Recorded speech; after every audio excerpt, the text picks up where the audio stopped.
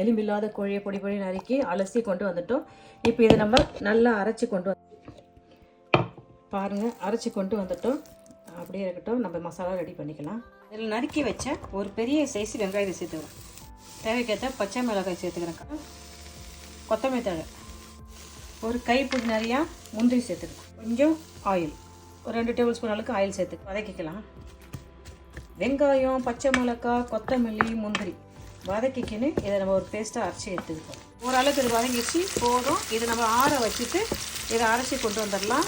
ஆற வச்சுட்டு நம்ம அரைச்சிக்கலாம். இதைக்கு கொண்டு வச்சு நல்லா ஆறி எடுத்து வதக்கினத்தை மிக்ஸி ஜாரில் மாற்றிட்டோம். இதை அழகாக நம்ம அரைச்சி கொண்டு வந்துடலாம்.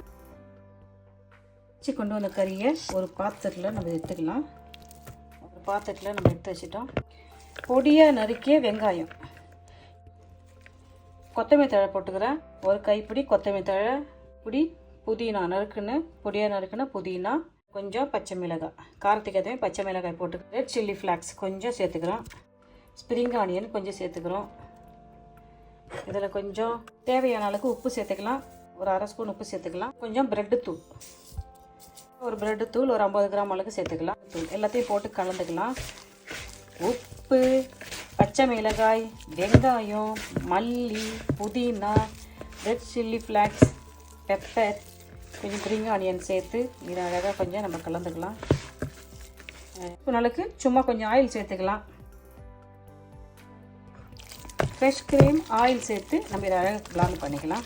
உப்பு உங்கள் விருப்பப்படி சேர்த்துங்க. காரமும் உங்கள் விருப்பப்படி சேர்த்துங்க. ஏன்னா ஒரு மசாலா உங்களுக்கு ஒத்துக்கலாம், தயவுசெய்து சேர்த்துக்காதீங்க. சேர்த்துக்கிட்டோம். இப்போ இதை அழகாக நம்ம உருண்டை எடுத்து பிடிச்சிக்கலாம். மசாலாலாம் அழகாக போட்டு வச்சிட்டோம். நம்ம அதுக்கேற்ற மாதிரி நம்ம கையால் எடுத்து ரைஸ் எல்லாமே உங்கள் விருப்பப்படி நீங்கள் செஞ்சுங்க. உருண்டையாக செஞ்சுக்கலாம், இல்லை இது போல் செஞ்சுக்கலாம். நான் இது போல் கொஞ்சம் நீட்டாகவே செஞ்சுக்கிறேன். எண்ணெய் போட்டுக்கிறேன், அப்படியே வச்சுக்கிறேன். சின்ன சின்ன உருண்டையாக எடுத்து அப்படி எடுத்து கையில் வச்சு செய்யலாம். பாருங்கள், இந்த ஷேப் வந்து உங்கள் விருப்பப்படி செய்யணும். அப்படியே எடுக்கிறோம், கொஞ்சமாக எடுக்கிறோம். உள்ளங்கையில் வச்சுட்டு இப்படி செஞ்சிடலாம். இப்படி செஞ்சாலுமே அது வந்து அந்த ஷேப் வந்து நம்மளுக்கு ஒரு குச்சி உள்ளங்கையில் வச்சுட்டு அப்படி செய்யலாம். இப்படி ஒரு பிடி பிடிச்சிட்டு வச்சிடலாம்.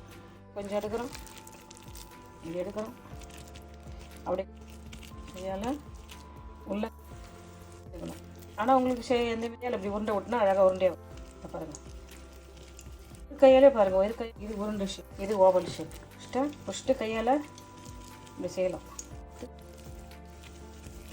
அழகாக அப்படி வச்சுட்டு இப்படி ஒரு உருண்டை போய் விட்டுக்கணும், இல்லைன்னா நீட்டாக ஒட்டிக்கலாம். மிதமான சூட்டில் நம்ம இதை வார்த்தை அழகாக தெரியும்.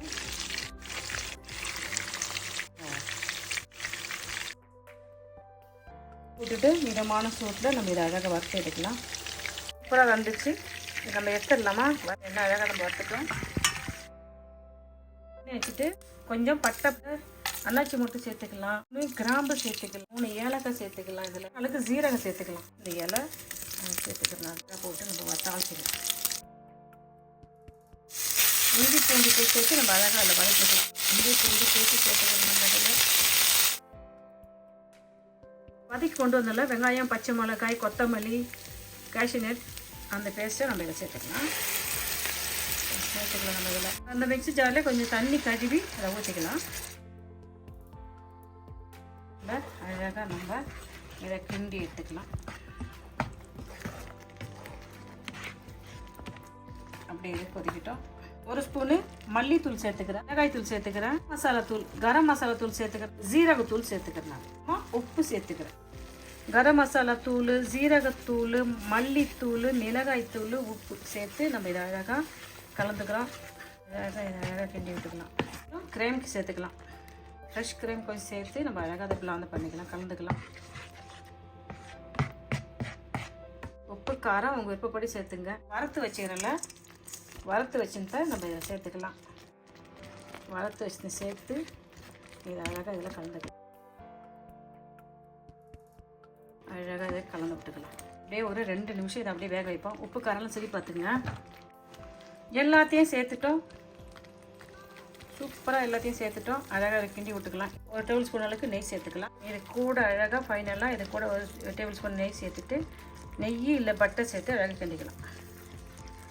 சேர்த்துட்டு கிண்டிட்டு உப்பு காரம் பார்த்துட்டு இறக்க வேண்டியதான். அவ்வளோதான். எளிமையான முறையில் ஒரு ஆப்கானி மலாய் சிக்கன் ரெடி பண்ணிட்டோம். நம்ம சூப்பராக இருக்குதுல்ல, வாங்க சாப்பிட்லாம். வாங்க நம்ம சாப்பிட்டு பார்க்கலாம். சும்மா அப்படியே லைட்டாக அப்படியே கொஞ்சம் கொத்தமல்லி தூவிடிக்கலாம். அழகாக அங்கங்கே சும்மா அழகாக கொஞ்சம் பாருங்கள். என்ன சூப்பரான சுவையான அழகான ஆரோக்கியமான ஆப்கானி மலாய் சிக்கன் செஞ்சுட்டோம். பாருங்கள், என்ன ஈஸியாக வீட்டில் இருக்கிற பொருளை வச்சு என்ன அழகாக நம்ம ஆப்கானி மலாய் சிக்கன் செஞ்சுட்டோம். உங்களுக்கு இந்த வீடியோ ரொம்ப யூஸ்ஃபுல்லாக இருக்கும்னு நினைக்கிறேன்.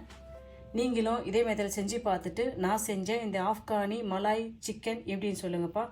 இந்த வீடியோ உங்களுக்கு பிடிச்சிருந்தா லைக் பண்ணுங்கள். உங்கள் ஃப்ரெண்ட்ஸுக்கும் ஃபேமிலிக்கும் தெரிஞ்சவங்களுக்கும் சொல்லி எனக்கு சப்ஸ்கிரைப் பண்ண சொல்லுங்கள்.